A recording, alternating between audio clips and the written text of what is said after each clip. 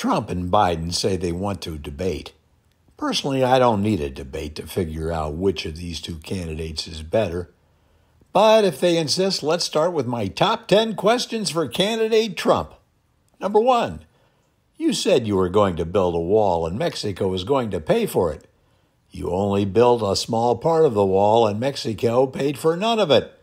What happened to your campaign promise? Number 2, your supporters in Congress worked for months negotiating an immigration reform proposal, but you single-handedly scuttled it.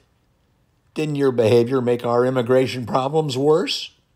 3, you said you were going to have the best people in your administration, yet you had a 91% turnover rate among top-level positions and historically high turnover rate in the modern presidency.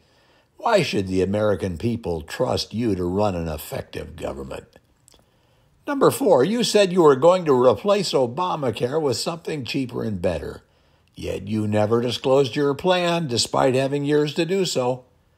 Now you say you're going to keep Obamacare but amend it to make it cheaper and better. But again, you haven't disclosed your proposed amendments.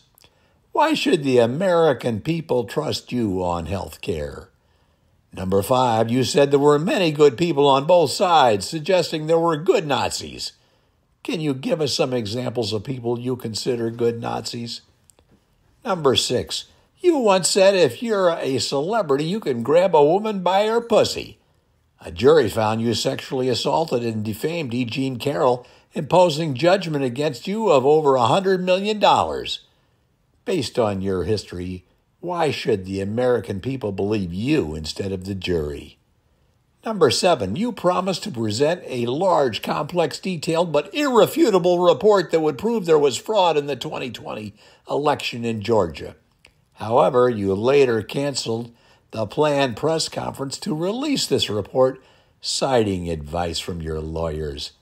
Shouldn't you disclose that report now so the American people can judge for themselves before they vote?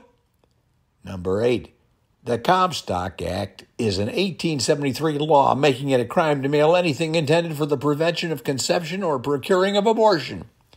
If you win, do you promise not to use this old law to severely restrict abortion access in America?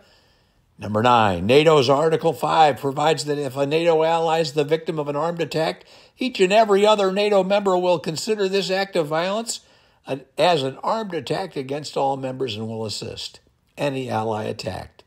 If elected, do you pledge to comply with NATO's Article 5?